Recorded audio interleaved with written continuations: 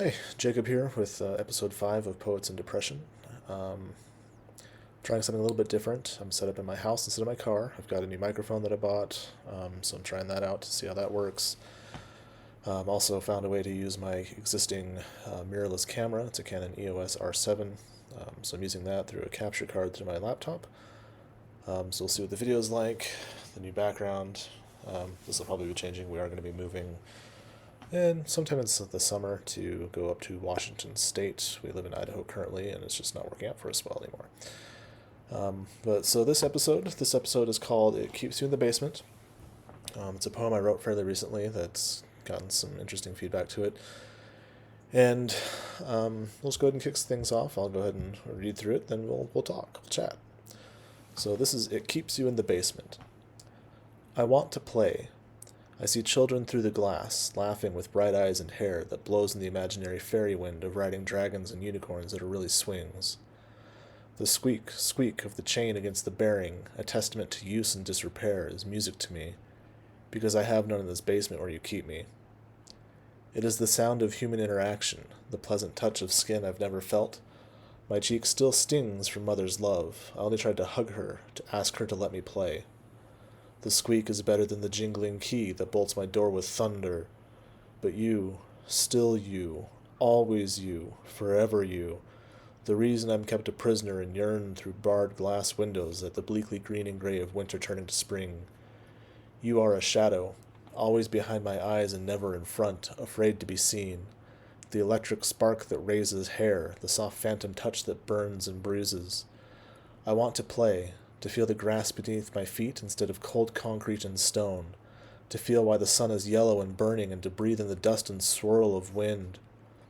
A distant bell vibrates through the glass, to my head pressed against its coolness, and the playground is as alone as I am.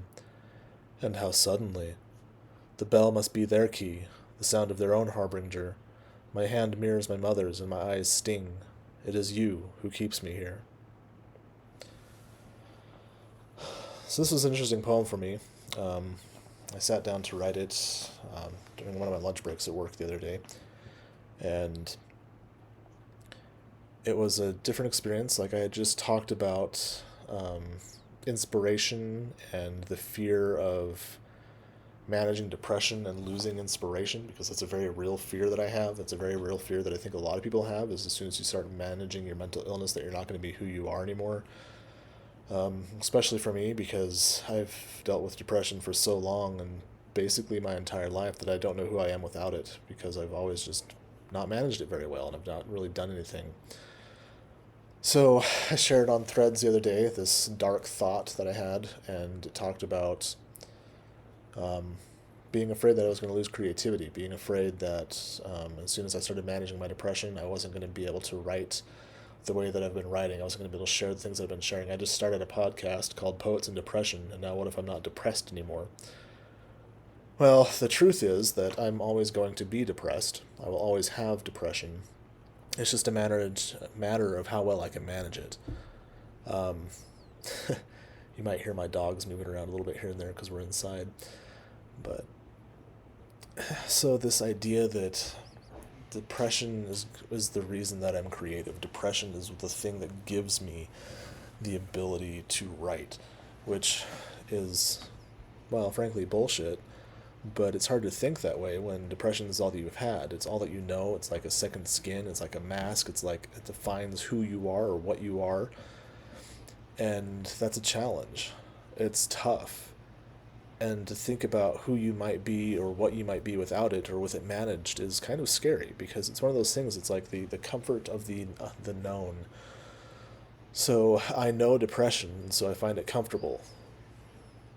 I don't know what managed depression is like, so I find that uncomfortable. It's like the heaven you don't know versus the hell that you do. Which one do you choose? Yep, you hear my little dog, my buddy, whining away because he can't get over to me because I'm in a corner. You're okay, bud. But so there's this idea that depression and mental illness defines us and it controls us and it makes us who we are. And that's really not true. Um, I know that in my core. I know that to be true, but it's hard to know something and then to know something, you know? Like, it's knowing that that's not really true, but the depression is going to tell you that it is. Like your anxiety is going to tell you that it is. Your OCD is going to tell you that it is. Your bipolar is going to tell you that's what it is. And it's really good at doing that. Mental illness is really good at lying to you and trying to convince you otherwise. And I had a lot of great responses. A lot of people really responded well and really reached out and talked to me about it, and I appreciate that. It was really the point of why I posted that in the first place, was to share my thoughts and to get discussion going and to hear what other people talk about, what other people think, and how they realize what might be going on in their own lives and what they've dealt with. And by and large, the people that responded were people that were dealing with depression themselves or some other type of mental illness, and they've been managing it and they've been working through it, and they've kind of come out on the other side. And they realized that it didn't change who they were. Well, it did, but it made them better. Okay, it didn't really change who they were, it released them to be who they are, is I guess a more apt way of looking at that. Like, depression is actually a crutch. It's a it's a thing that holds you back even as much as it doesn't pretend like it does. It's like I've always heard the idea of like the suffering artist, or like, oh, I'm at my most creative when I'm depressed, and because I get my ideas from my depression. You know, it's the darkness and the stuff like that. And there's a bit of that is true. Obviously, like I don't know how it couldn't be true, but to have that be really the only thing that is true, I just don't buy that. I don't know how I could buy that, and depression makes it so that you want to, because it is comfortable, because it is like it's the darkness that you know versus the light that you don't. But so I've been starting to manage my depression. I'm on medication that seems to be working. I think I've talked about this before. It's Rexulti. It's an antipsychotic. It's a mood stabilizer. I'm on the highest dose allowed for depression. I'm also taking in conjunction with Wellbutrin, largely for insurance purposes, because you have to be on an antidepressant in order to take these other medications for treatment-resistant depression. And it seems to be working. Like, I've noticed that I've fallen towards some depressive cycles, but I haven't actually fallen into the depressive cycle. I still have bad days. I'm going to have bad days. That's just how it is. Like, everybody has bad days. But they've been less bad. I've been able to kind of catch myself and realize what's happening. I've been able to pull myself out of it. Actually, my wife and I went for a walk today. We haven't done that in a very long time, because my depression won't let me. Her anxiety won't let her. But today was a nicer day, and we realized we needed to, and so we did. And that's why I'm recording a podcast right now. It's 5 o'clock in the evening, and I've been thinking about this all day, and it was getting really easy to think, oh, I can just put that off. I can just do that another time. I don't have a podcast coming out this week. I'm recording this early because I'm doing a bi-weekly, so every other Thursday release. But I still wanted to get it done. I still wanted to record. I still felt that drive, and I might as well use that while I have it, and so I did. And I wanted to talk about this poem while it was still fresh in my mind because I just wrote it. And that's where a lot of this comes from, is this thought and this idea that as soon as my depression is managed, I'm not going to be who I am anymore. I will be less creative. And by and large, the responses that I had, the people that responded and talked to me and shared their own journey and their own life with mental illness and managing mental illness, they came out the other side better.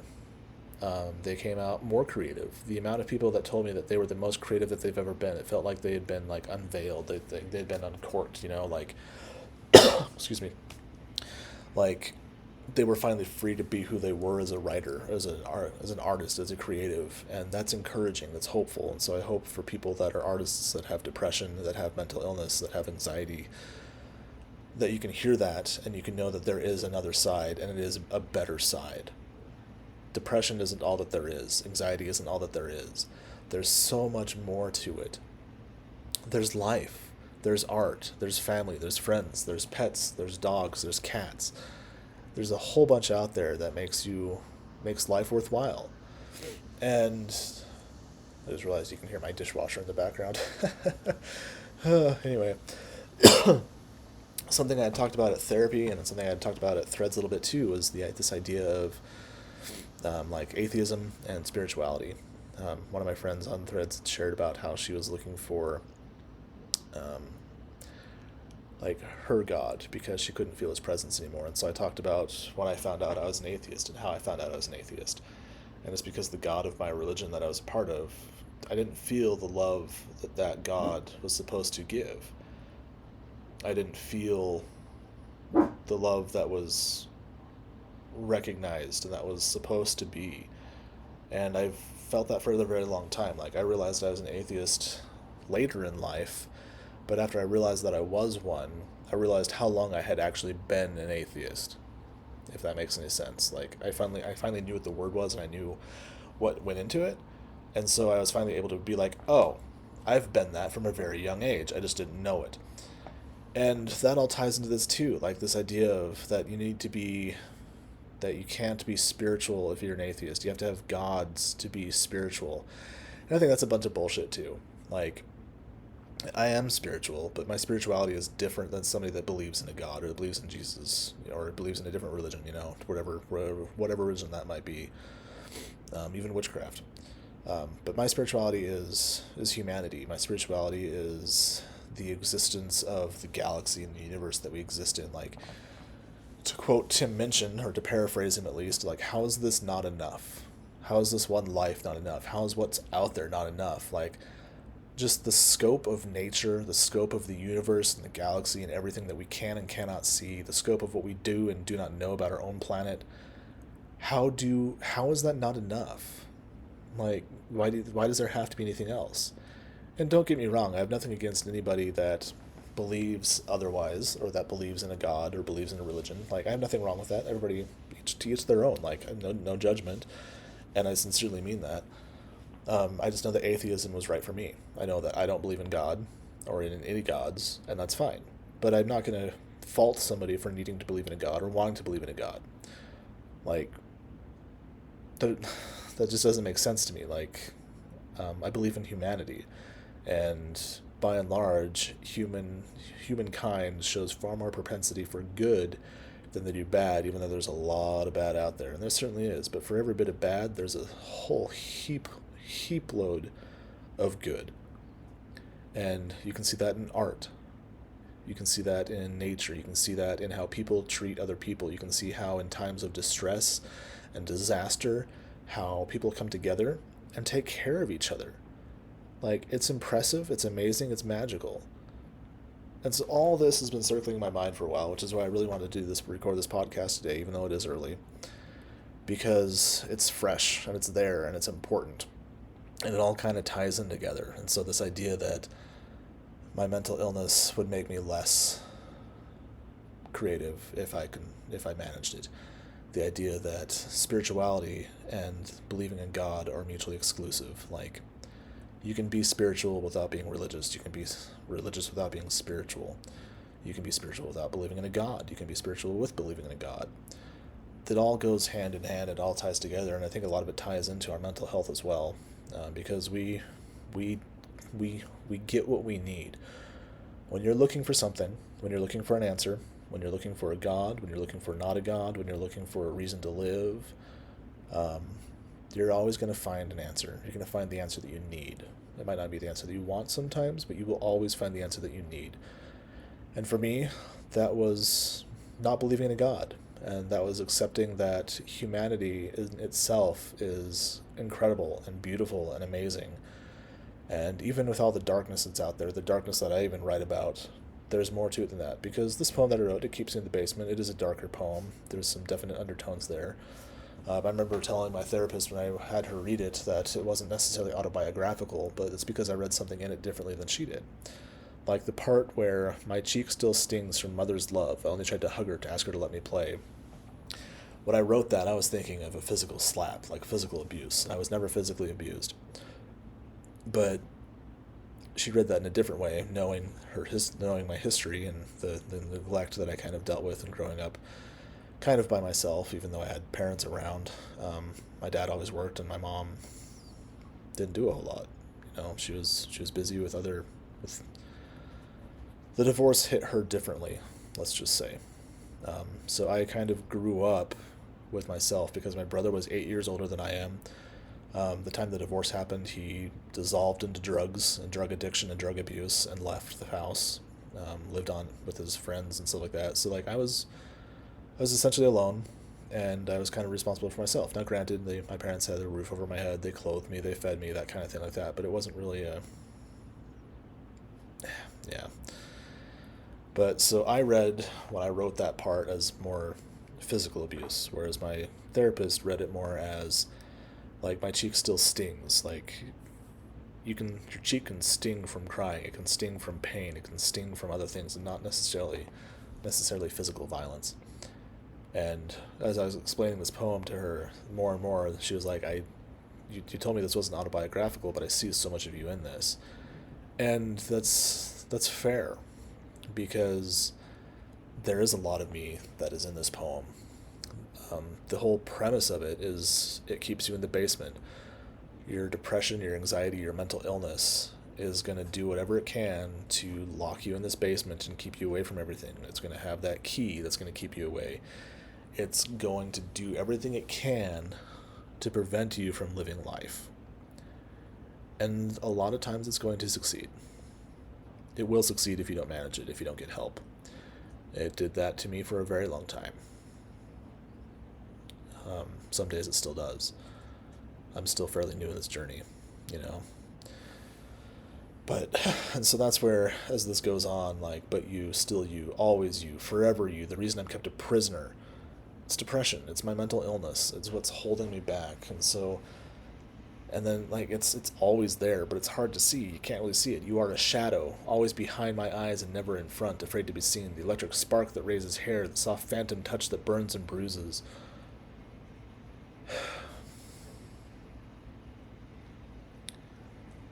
It's how it feels, because you can't see it, but you know it's there. And even though you can't see it, it still controls you. It still drives you. It still fills you with fear of things that you don't know you should be afraid of, that you shouldn't be afraid of. Like managing my mental illness should not make me a worse person. It shouldn't, and it won't. I know that it won't. Other people know that it won't. Other people are proof that it won't. But that's the lie that it tells. It's always the lie that it tells. So this is starting to get a little dark, I guess. But I mean, that's the root of all this, and this poem is a dark poem. It's not necessarily a happy poem. It ends with, "It is you who keeps me here."